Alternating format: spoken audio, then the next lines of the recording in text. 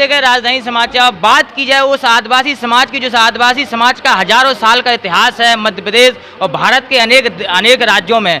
बात की जाए किस प्रकार से जो अत्याचार झेल रही है मध्य प्रदेश के कई जिलों से खबरें आ रही हैं। आज आपकी आदिवासी विकास परिषद ने अपने जिले में अध्यक्ष भी नियुक्त किए कई जगह। देखिए, आज का जिस तरह का दौर चल रहा है उसमें जो कमज़ोर हो उसका शोषण करने में ये सरकार पीछे नहीं हट रही है। और जिस तरह से कुछ दिनों से लगातार आदिवासियों पर अत्याचार बढ़ते जा रहे हैं, चाहे वो नेमावर कांड हो, चाहे नीमच का कांड हो, चाहे खरगोन का कांड हो, चाहे बुधनी का कांड हो, लगातार जो भी अत्याचारी है उसको बचाने में ये सरकार पूरी ताकत से लगी हुई है। आज हम आदिवासी विकास परिषद के माध्यम से पूरा संकल्प लिया है, हम लोगों ने नए लोगों को संगठन से भी जोड़ा है कि जो भी अत्याचार हमारे आदिवासियों के खिलाफ होगा उसके लिए विरोध में हम लगातार प्रदर्शन करते रहेंगे, उसके आवाज़ उठाएंगे और जो भी दोषी होगा उसको आखिरी तक, जब तक सज़ा नहीं दी जाएगी तब तक उसको सज़ा दिलाने के लिए हमारी लड़ाई जारी रहेगी। 9 अगस्त को आदिवासी दिवस था, लगातार इसकी मांग की अंतर्राष्ट्रीय छुट्टी की, उस पर आप क्या कहेंगे?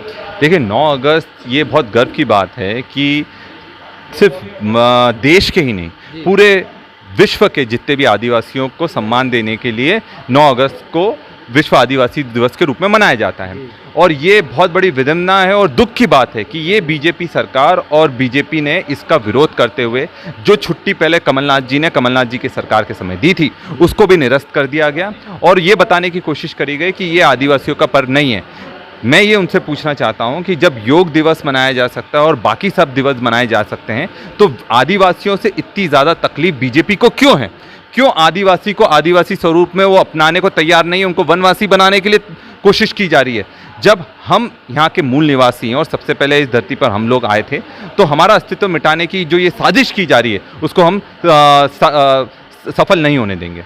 मध्य प्रदेश सरकार के आदिवासी को चुनाव वोट के लिए क्या यूज करती है, क्या कहेंगे उसके लिए? वोट के लिए देखिए, ये गाँव जिस तरह से लगातार ये अत्याचार कर रहे हैं, ये समझ गए हैं कि आदिवासी पूरी तरह से बीजेपी के विरोध में खड़ा है।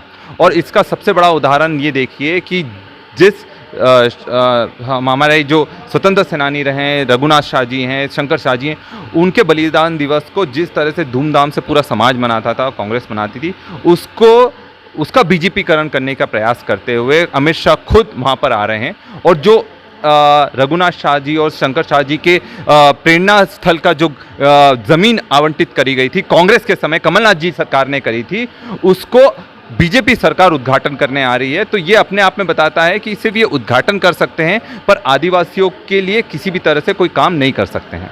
मध्य प्रदेश की राजनीति के लिए क्या कहेंगे? आदिवासी की क्या ताकत है, क्या बहुमूल्य, क्या कहेंगे? देखिए, आदिवासी शिक्षित हो रहा है, पढ़ा लिखा हो रहा है, जागृत हो रहा है और अब ये वो आदिवासी नहीं है जिस पर पहले ये लांछन लगाया जाता था कि सिर्फ एक मुर्गा दे दो, दारू दे दो तो आदिवासी बिक जाता है।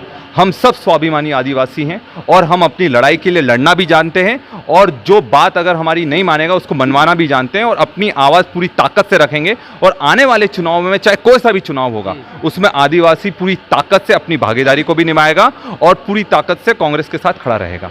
राजधानी समाचार बहुत बहुत धन्यवाद आपका। बहुत बहुत धन्यवाद। विक्रांत भूरिया जी थे, लगातार आदिवासियों की मांग उठाते हैं। ये बात चेहरे पे कही जाए तो मध्य प्रदेश से उभरते हुए चेहरा है। राजधानी समाचार से नीरज विश्वकर्मा की report, Bhopal, Madhya Pradesh. Subscribe now and press the bell icon. Never miss an update.